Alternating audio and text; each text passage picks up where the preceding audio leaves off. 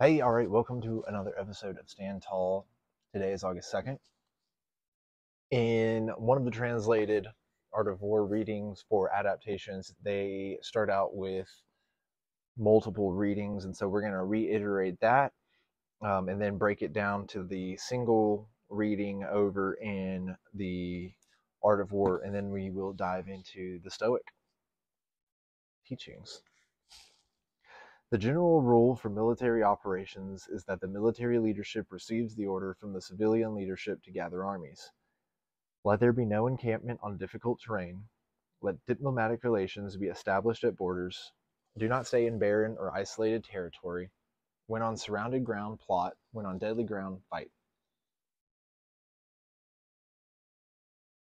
And yeah, this is just all about positioning and adaptability and be ready to be able to maneuver and then be careful about putting people in a position where they have no choice but to fight to the death. Verse 2, when in difficult country, do not encamp. In country where high roads intersect, join hands with your allies. Do not linger in dangerously isolated positions. In hemmed-in situations, you must resort to stratagem. In desperate positions, you must fight. So, the last two for me, in hemmed-in situations, you must resort to stratagem. So you have to, in the grand scheme of life, you have to take the slow times and use those and capitalize. In desperate times, in the fast times, and it's busy, you just have to fight. And it's a slog fest, and you just have to get through it. And then just be thankful for the slow times that are not times of rest necessarily, but times to strategize. And I think the most important thing, for me, if I'm talking to myself, it's just don't feel guilty when things are going slow, because as long as you're doing productive things in regards to the business or your personal development or your goals or whatever your purpose is, don't don't don't feel guilty for not doing anything. Like, you're strategizing in a sense. You're taking a step back. You're analyzing the position and you're finding ways to maneuver. So I think that's some good tenets. Those are some good tenets. Yeah. English fails me this eve. Okay. August 2nd. From the Daily Stoic, credit to Ryan Holiday and Stephen Hanselman. Get yourself a copy. I keep an extra copy in my car as well, so I love this book. We can work anyway. Indeed, how could exile be an obstacle to a person's own cultivation or to attaining virtue when no one has ever been cut off from learning or practicing what is needed by exile? Musonius Rufus, Lectures 9.37.30 to 31, 9.39.1. Late in his life, after a surgery, Teddy Roosevelt was told he might be confined to a wheelchair for the remainder of his days. With his trademark ebullience, he responded, "All right, I can work that way too." This is how we can respond to even the most disabling turns of fate, by working within whatever room is left. Nothing can prevent us from learning. In fact, difficult situations are often opportunities for their own kinds of learning, even if they're not the kinds of learning we'd have preferred. Musonius Rufus, for his part, was exiled 3 times, twice by Nero and once by Vespasian. But being forcibly expelled from his life and his home didn't impinge on his study of philosophy. In his way, he responded by saying, "All right, I can work that way too." And he did, managing to squeeze in some time between exiles with a student named Epictetus, and thus helping to bring Stoicism to the world.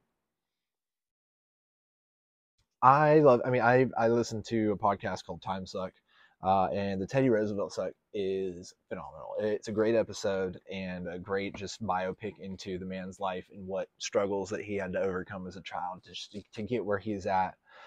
And in the past, I don't know how to frame this. I don't know how to say, I don't know how to make a joke out of this, but it's like, even in my past, like, there are things that you kind of think that no matter what, something might happen, and like, what am I going to do? And so I always thought, like, going blind would be terrible for me. because of how much I love video games and art and visual.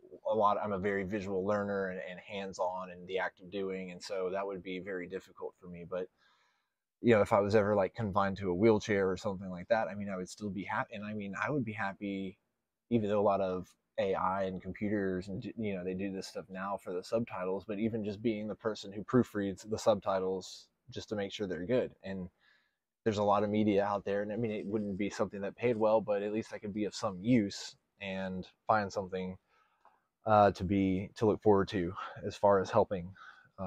So yeah, so I think that's kind of just the way to look at it is from the art of war standpoint. Let me just open this back up. I like the original more so than the interpretation. Like, don't encamp yourself in difficult country. Okay, so how can we tie this in? Just because so like, just to use this, just because you're going to be in a wheelchair, Teddy's like, that's fine. I'm not going to confine myself in this difficult situation. I'm going to work with it. In country where high roads intersect, join hands with your allies. I mean, high roads, that's obviously, probably more directly meaning actual like high ground.